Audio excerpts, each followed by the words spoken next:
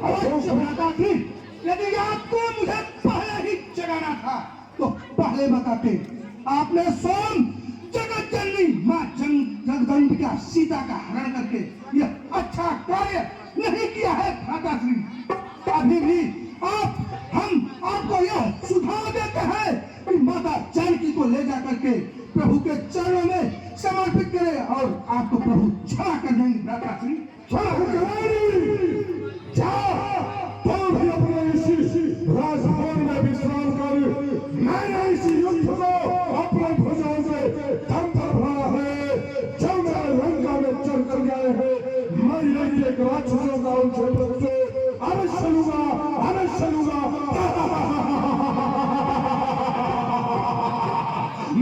नहीं भ्राता श्री, मैं तो यह आपको सलाह दे रहा था, लेकिन मेरा धर्म यह है कि मैं आपके लिए अपने प्राणों का भी बलिदान करूंगा।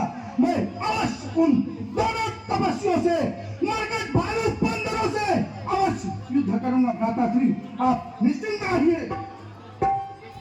तो जाओ, आज उन दोनों तपस्वियों को अवश्य ही मृत्यु दंड है करके लंका का विजय ध्वज फहराते हुए पुनः राजमहल में प्रवेश करो, पुनः राजमहल में प्रवेश करो। परंतु हे भ्राता श्री, मैं आपको यह अंतिम चेतावनी अवश्य दूंगा कि मैं जा रहा हूँ। पहले तो उन दोनों तपस्वियों को, बंदर भालू को मुट्ठी में मसल करके पैरों तले से रगड़ करके धूली बना दूंगा। यदि मैं कहीं वीर गति को प्राप्त हुआ तो यह युद्ध आप यही समाप्त कर देना भ्राता श्री। नहीं, ऐसा भाषण का प्रयोग न करो। रणक्षेत्र में जा रहे हो, सब चुप हो। तुम्हारी विजय अवश्य होगी, तुम्हारी विजय पताका अवश्य ही ध्वजारोहण होगा। हमारा अंतिम प्रणाम है भ्राता श्री। जाओ, विजयी भव, विजयी भव। हरे कुंभकर्ण दुर्मदन रंगा, कुंभकर्ण दुर्मदन रंगा, गला चुरी के गज से संगा।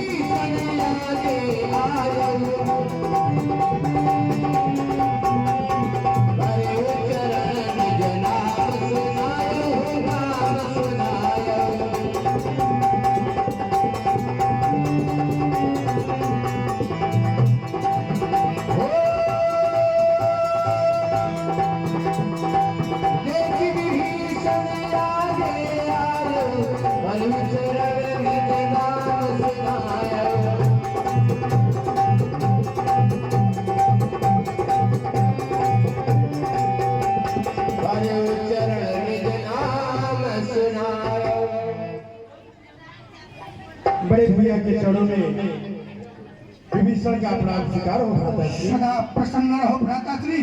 कहो तुम मेरे सम्मुख किस लिए आए हो?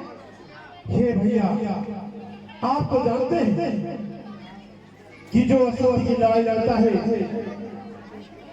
वो अवश्य से एक दिन मृत्यु को प्राप्त होता है। भैया, मैं आपसे बार बार प्रार्थना कर रहा हूँ कि आप रणभूमि में जाने से पहले आप विचार करें कि स्वयं भैया रावण ने मात्र श्री सीता जी का हरण करके अच्छा कार्य नहीं किया।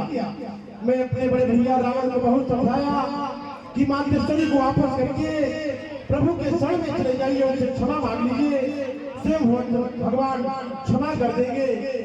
लेकिन उन्होंने मेरी एक भी न मानी, यहाँ तक कि नहीं, उन्होंने मेरा बहिष्कार कर दिया और लात मार करके लंका से निकाल दिया। भैया, मैं आकर के प्रभु के शरण।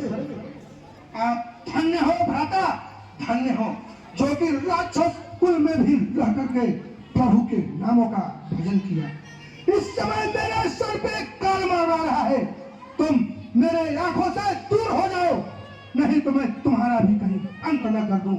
भैया, मैं आपसे भी यही प्रार्थना करूंगा कि आप भैया रावण को समझाएं।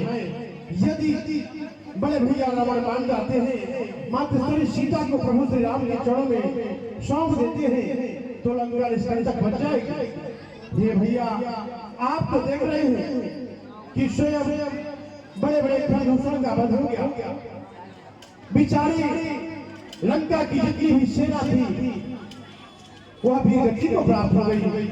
हे भैया मैं आपसे बार बार प्रार्थना कर रहा हूँ कि यदि आपके समझाने पर बड़े भैया मान जाए तो आप समझा लीजिए, जिससे लंका निष्कंटक बच जाए। भैया आए भ्राता द्रोही भीषण, मुझे यह जग भ्राता द्रोही तो नहीं कहेगा।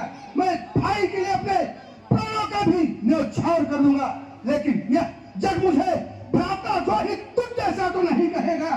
तू मेरे सामने से हट जा, मुझे विवश मत कर, मेरे आंखों से दूर हो जा। उस राम को, उस लक्ष्मण को, उस हनुमान को भेज। जैसी है वो भैया। कहाँ है राम, कहाँ है लक्ष्मण, कहाँ है लाल वाला हनुमान? सामने प्रकट कौन